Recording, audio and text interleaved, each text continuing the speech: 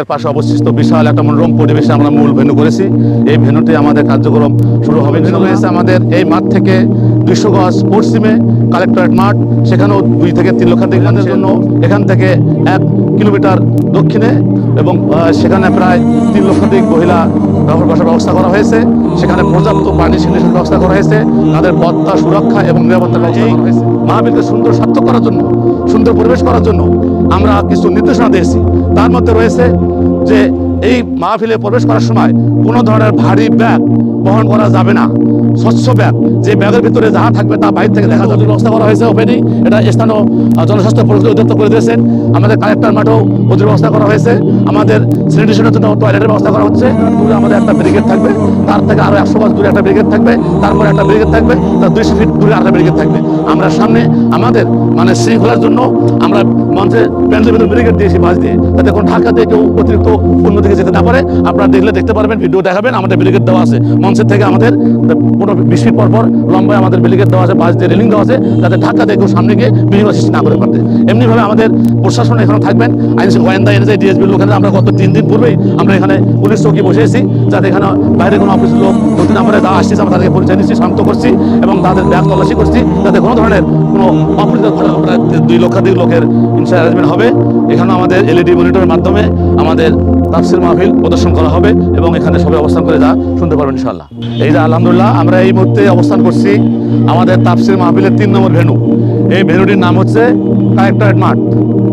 ইতিমধ্যে আমরা দেখতে পাচ্ছেন যে আমাদের এখানে এলইডি মনিটরের স্থাপনের কার্যক্রম চলছে এবং এই মাঠেও আমাদের ইতিপূর্বে প্রায় অনেক বিশেষ করে রাষ্ট্রপ্রধান, সরকার প্রধানদের প্রোগ্রাম এই মাঠে হয়েছিল। সেই মাঠেও আমরা 3 নম্বর, সেই মাঠ থেকে আমরা এই মাহফিলের জন্য 3 নম্বর ভেন্যু বানিয়েছি। হ্যাঁ, এখানেও আমাদের প্রায় লক্ষাধিক লোকের আবাস ব্যবস্থা হবে। এই মাঠ মূলত মেইন রোড সংলগ্নই উত্তর পাশে।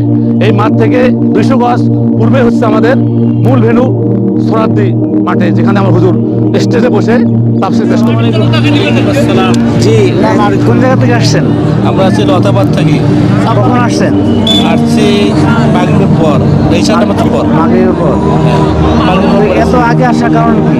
আসার কারণ হলো জায়গা পাওয়া যাচ্ছে না। আপনি কার আলোচনা শুনবেন? শোনার জন্য আসছেন? আজহারের।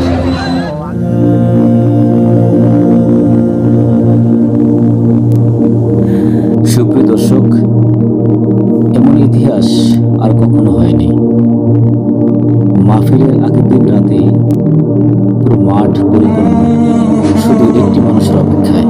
তিনি হচ্ছেন সবার প্রিয় মুখ, প্রিয় আলোচক, ডক্টর মিজানুর রহমান। দিলওয়ার হোসেন, সাবেক ইউপি সদস্য। আমি লতাবাদ গ্রাম থেকে আসছি, লতাবাদ, চাপারহাট, কালীগঞ্জ উপজেলা।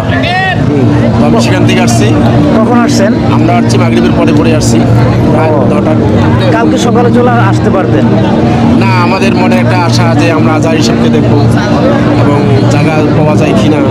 এটা সব জায়গায় গুজব একটা ইয়ে হয়ে গেছে যে জায়গা পাওয়া যাবে।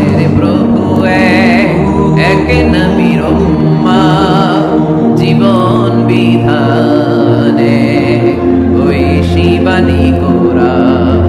দর্শক, লালমনিরহাটের এই মাহফিলটি এক ইতিহাস হয়ে থাকবে।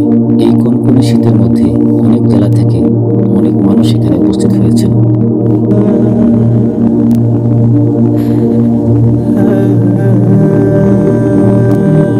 আপনি কোথা থেকে আসছেন? আপনি কোথা থেকে আসছেন? 8 জন আসছি আমরা। আচ্ছা, 8 জন আসছেন। তো এত আগে আসছেন? একদিন আগে চলে আসছেন? হ্যাঁ, একদিন আগে চলে এসেছি।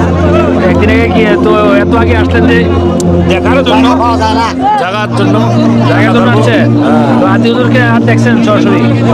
হুজুরকে দেখা হয়েছে অন্য জায়গায়, ওই যে কি জায়গায় আচ্ছা, আপনি কোথা থেকে আসছেন? আমরা আসছি উত্তর বানাপুকুর ওকরাবাড়ি 3 নম্বর বড় ইউনিয়ন। কিছুজন আসলেন তো আগে, একদিন আগে চলে আসলেন? ভাই গাছি ভাই, আমরা অনেক ভালোবাসি, এখানে আসছি আমরা, তার ভাবি দেখতে আসছি। তো এত আগ থেকে একদিন আগে রাত অল্পমা করে থাকছেন, কষ্ট হচ্ছে না? হচ্ছে ভাই, তারপরে ভাই আমরা আজকে ভাই ভালোবাসি ভাই, তার জন্য আমার জীবন দিতে আছি।